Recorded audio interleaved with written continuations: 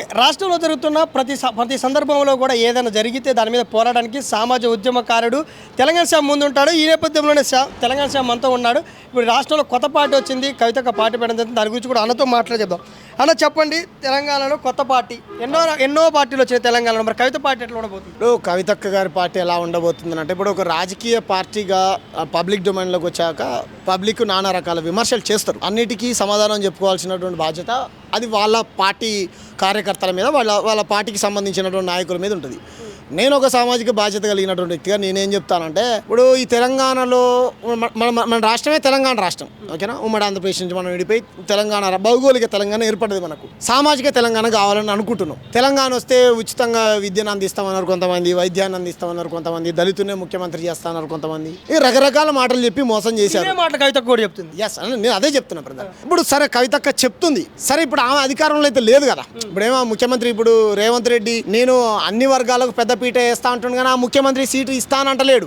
ఇప్పుడు మన అంబేద్కర్ జయంతి రోజు రేవంత్ రెడ్డి ఏం చెప్పిండు, దామోదర్ రాయ నరసింహని దళితుని ఆరోగ్య శాఖ మంత్రిని చేసినాం, స్పీకర్ని చేసినాం దళితుని, ఇంకో గడ్డం వివేకుని చేసినాం, ఇలా చేసినాం, అన్ని చేసినాం అంటుండే తప్ప ముఖ్యమంత్రి కుర్చీ మాత్రం దళితునికో బీసీకో ఇస్తానంటలేడు ఆయన. నీకు అర్థమైందా? అవన్నీ మేమే ఇస్తాం, రెడ్డికి ఇస్తాం మంత్రి పదవి, ఇంకో ఎలమాయనకి ఇస్తాం, ఒక బాపనాయనకి ఇస్తాం, ఒక్క ముఖ్యమంత్రి పదవి ఏందో మా దళితునికో మా బీసీకో మా ఎస్టీకో ఇరదంటున్నాం మేము. నీకు అర్థమైందా? కాబట్టి ఇలా అన్ని పార్టీలు ప్రజల్ని మోసం చేసిన వాళ్ళే. బీఆర్ఎస్ పార్టీ నేను చెప్పినట్టు ఇంతకుముందు ఆయన దళితుడు ముఖ్యమంత్రి ఇంకోటి అని ఆయన మోసం చేశాడు. ఎస్, అవునన్నా కాదన్నా ఈ తెలంగాణ రాష్ట్రంలో తెలంగాణ ప్రజల తరపున కొట్లాడేటి పార్టీలు కానీ, తెలంగాణ అస్తిత్వంతో పనిచేసేటువంటి పార్టీలు కానీ ఏవి పార్టీలు లేవు. కాంగ్రెస్ పార్టీ జాతీయ పార్టీ. సామాజిక వర్గం ఏమో బహుజన సామాజిక వర్గం కాదు కదా. కాకపోయినంత మాత్రాన బహుజనవాదం గురించే మాట్లాడుతుంది కదా.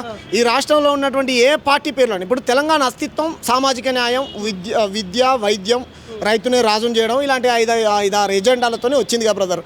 ఏ పార్టీ అయినా సరే ఈ రాష్ట్రంలో ఉన్నటువంటి కాంగ్రెస్ ప్రభుత్వం కానీ, గతంలో ఉన్నటువంటి బీఆర్ఎస్ ప్రభుత్వం కానీ, మేము వస్తాం అని డబ్బులు కొట్టుకునే తెలంగాణ వ్యతిరేక బీజేపీ పార్టీ కానీ విద్యని ఉచితంగా అందిస్తామన్నటువంటి వీళ్ళ పార్టీ ప్రకటిస్తాయి. చెప్పనని ప్రెస్ మీట్ పెట్టి చెప్పినాయా?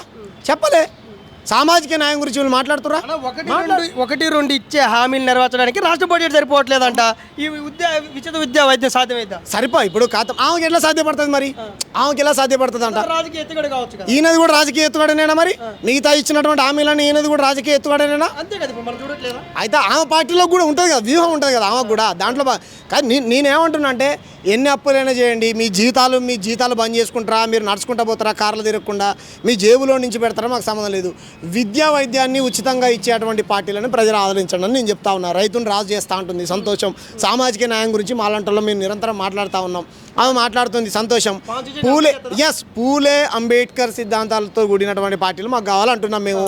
ఆ పార్టీ ఇప్పుడు చూడండి, కవిత గారు ప్యానల్లో జయశంకర్ సారు, మహాత్మా జ్యోతిరావు పూలే, బాబాసాహెబ్ అంబేద్కరు, కవితక్క మహిళా నాయకురాలు, అమరవీరుల స్తూపము, తెలంగాణ తల్లి, అద్భుతంగా బహుజన వాదం కనపడతా ఉంది కదా బ్రదర్. అట్లాంటి ఎందుకు మీకు ఎంత జలసి, ఎందుకంత మీకు కడుపుమంట? ఒక ఆడపిల్ల రాజకీయాలలోకి రాకూడదా? వచ్చి రాజకీయాలు చేయకూడదా? పోయి యుద్ధం చేయకూడదా? అంటే మీకు ధీటుగా రాజకీయాల్లోకి రావడమే కడుపుమంట? పురుషాధిపత్యమా? అంటే మగొందే పెత్తనం ఉండాలన్నా? పురుషాధిపత్యం కాదన్నా. ఇప్పుడు తెలంగాణ చాలా పార్టీ వచ్చింది. తెలంగాణ పేరు మీద ఉద్యమకారులైన విజయశాంతి లాంటి వాళ్ళు సెలబ్రిటీ వాళ్ళ పార్టీ పెట్టి కూడా నిలబడలేపారు కదా. అలా నిలబడకపోతే కవితను కూడా రాజకీయ సమాజ్ చేస్తారు తమ్ముడు. నిలబడితే మంచిదని నేను అంటున్నా. నేను ఏమంటున్నా అంటే, నేను ఇప్పుడు బీఆర్ఎస్ పార్టీలో తెలంగాణ పేరు లేదు, ఓకేనా. వాళ్ళు బీజేపీ పార్టీలో తెలంగాణ పేరు లేదు, అస్తిత్వం లేదు, వాళ్ళు మాట్లాడరు.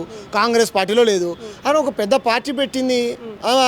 పార్టీ పెట్టింది. గతంలో జాగృతి పేరుతోని బతుకమ్మని ప్రపంచవ్యాప్తంగా చాటినా అని చెప్తా ఉంది. సరే, అవునన్నా కాదన్నా గ్రామాన ఆమె కమిటీలు ఉన్నాయి. కాంగ్రెస్ మహిళా నాయకులతో మాట్లాడడం కూడా జరిగింది. వాళ్ళు ఏమంటారు అంటే కవిత లేకపోతే బతుకమ్మ లేదా, బతుకమ్మ తాత ముత్తాతల కానించి ఉన్నది. మరి మీరు ఎందుకు ఎత్తుకొని గ్రామాన ప్రచారం చేయకపోయారు? ఎందుకు మా తెలంగాణ తల్లి చేతిలో నుంచి బతుకమ్మను ఎందుకు తీసేసిరమ్మా? నేను తీసేసిర్రు. ఆయన వచ్చేమో వెలమ దొరసాని లాగా ఉందని తీసేసి రెడ్డి దొరసాన్ని పెట్టుకున్నాడు. మరి ఇప్పుడు తెలంగాణ తల్లిని ఎందుకు బతుకమ్మను ఎందుకు తీసేసిర్రు? అరిచేతిలో ఉన్నటువంటి మా అందమైన బతుకమ్మను ఎందుకు తీసేసిర్రు? మీరు బతుకమ్మ వ్యతిరేకులు కదా? మీ జాతీయ పార్టీ మీది. ప్రాంతీయవాదం గురించి మీరు మాట్లాడతారా? వందల వేల మంది సావులకు కారణమైన మీ కాంగ్రెస్ పార్టీ వాళ్ళు, విద్యార్థులు పట్ట పిట్టల లెక్క కాల్చి చంపింది మీ పార్టీ మాట్లాడతారు. మరి అలాంటప్పుడు నువ్వే ఎత్తుకోమ్మా, నువ్వు ఎత్తుకొని తీసుకో. గుజరాత్లో కూడా మన బతుకమ్మ ఆడిపి గుజరాత్ రాజస్థాన్కు తీసుకొని పో, అమెరికాకు తీసుకొని పో అదంట్లే కదా.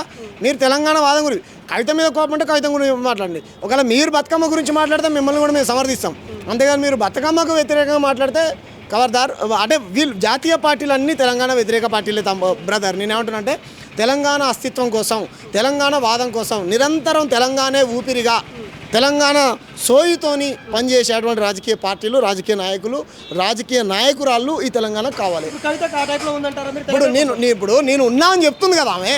నేను వస్తా, గతంలో తప్పు జరిగింది, గతంలో పొరపాటు జరిగింది, ఆ పార్టీలో ఏదైతే కుంభకోణాలు జరిగినాయో, ఏవైతే దోపిడీలు జరిగినాయో, ఏవైతే దుర్మార్గాలు జరిగినాయో దాంట్లో నా పాత్ర ఉంటే కనుక నన్ను క్షమించండి. వాళ్ళన్నీ నాకు చెప్పేం చేయలేదు. అది కాళేశ్వరంలో జరిగినటువంటి కుంభకోణం కానీ, లేకపోతే ఇంకోళ్ళు చేసినటువంటి దోపిడీ కానీ, భూ కబ్జాలే కానీ, దళితుల్ని కొట్టించే విషయం కానీ, ఇంకోటి కానీ, అవన్నీ నాకేమీ చెప్పి జరగలేదు. ఓకేనా? దాంట్లో నా పాత్ర ఉంటే కనుక పెద్ద మనసు చేసుకొని నన్ను క్షమించండి. ఆ పార్టీకి నాకు సంబంధం లేదు. మిమ్మల్ని తెలంగాణ ప్రజల్ని బీఆర్ఎస్ పార్టీ ఏ విధంగా మోసం చేసిందో నన్ను కూడా ఆ విధంగా మోసం చేసి నన్ను గెంటేసిర్రు. కాబట్టి నేను ఒక శక్తిగా, ఒక రాజకీయ నూతన శక్తిగా మీ దగ్గరికి వస్తూ ఉన్నాను. సామాజిక న్యాయం మా పార్టీ ఎజెండా. బడుగు బలహీన వర్గాలకు ఉచిత వైద్యాన్ని అందించడం మా పార్టీ ఎజెండా. పూలే అంబేద్కర్ తెలంగాణ వాదంతో పనిచేయడం మా పార్టీ ఎజెండా అని అంటా ఉన్నది. ఆదరిద్దాం, ఏమున్నది? ఎందుకంత కడుపుమంట? బీఆర్ఎస్ పార్టీ అధ్యక్షుడు ఎవరు బ్రదర్? మగాయన. బీజేపీ పార్టీ అధ్యక్షుడు బాపనైనా మొగాయన. కాంగ్రెస్ పార్టీ పిసిసి అధ్యక్షుడు మొగాయన. ఇక ఆడోళ్ళు అధ్యక్షులు ఉన్న పార్టీలు ఉండనే ఉండొద్దా తెలంగాణలో? కాంగ్రెస్ జాతీయ అధ్యక్షురాలకు పనిచేసింది కదా. ఎవరు పనిచేసారు? సోనియా గాంధీ. ఇక్కడ ఈ రాష్ట్రం అమాయం ఇక్కడ పుట్టిందా? సరే దేశానికి పనిచేయని బ్రదర్, కాదనంటలే. ఎందుకు మరి రాష్ట్రానికి ఒక్క మహిళను కూడా ముఖ్యమంత్రిని చేయలేవు? పని చేయమనండి. నిజంగా మీకే కనుక చిత్తశుద్ధి, కాంగ్రెస్ పార్టీ నుంచి మహిళని మేము ముఖ్యమంత్రిగా ప్రకటిస్తామని కాంగ్రెస్ పార్టీని ప్రకటించమని ఏ క్యాస్ట్ ఏం కాదా? ఏ క్యాస్ట్ అయినా ఏం కాదు బ్రదర్. ఆడవాళ్ళు 33% రిజర్వేషన్స్ గురించి మాట్లాడుతున్నాం, వాళ్ళ అభివృద్ధి గురించి, వాళ్ళు ఏలాళ్ళ మన అక్కలు మన చెల్లెళ్ళు అంటున్నాం కదా. ఏ కమ్యూనిటీతో ఏముంది? ముందైతే మీరు ప్రకటించండి. మహిళా ముఖ్యమంత్రిని మా పార్టీ నుంచి ప్రకటిస్తున్నామని మీరు ప్రకటించండి. ఒకటి బ్రదర్, ఇప్పుడు ఆమె నోటితో చెప్పింది నేను ఇప్పుడు 100కు 200% నేనేం నమ్మట్లే. నేనేమంటున్నానంటే మీ పార్టీ నుంచి ముఖ్యమంత్రి క్యాండిడేట్ ఎవరో ముందే ప్రకటించండి. ఒక బీసీనో, ఒక ఎస్సీనో, ఒక గిరిజనో, ఒక ఆదివాసినో ప్రకటిస్తే బాగుంటుంది. ఎక్కడ బీసీ సీఎం చెప్తారు? ఇప్పుడు బీజేపీ పాలిత రాష్ట్రాల్లో ఎంతమంది బీసీ ముఖ్యమంత్రులు ఉన్నారు బ్రదర్?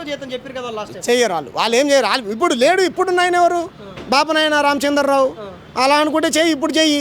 ఇప్పుడు ఉన్నటువంటి రాష్ట్రాలలో చేయమని ఎవరన్నా బీసీ ముఖ్యమంత్రిని. ఆ బీజేపీ సిద్ధాంతమే తెలంగాణ వ్యతిరేక సిద్ధాంతం. దాన్ని ఎవరు నమ్మేటువంటి పరిస్థితి లేరు. బీజేపీ 100% కదా బ్రదర్. పాకిస్తాన్తో పోల్చినటువంటి ఎంపీ ఉన్నాడు వాళ్ళ పార్టీలో. వాళ్ళు ఖండించలేదు 8 మంది ఎంపీలు. వాళ్ళంతా బద్ద వ్యతిరేకులు, తెలంగాణ వ్యతిరేకులు, తెలంగాణ ద్రోహులు వాళ్ళంతా. కాబట్టి మనం ఎట్లా యాక్సెప్ట్ చేస్తాం? చేయం కదా. పాకిస్తాన్తో పోల్చండి, పక్క రాష్ట్రంతో పోలిస్తే వాళ్ళు ఖండించలే 8 మంది ఎంపీలు. వాళ్ళు సమర్థించి వెనకాల ఉండి చప్పట్లు కొట్టిర్రు.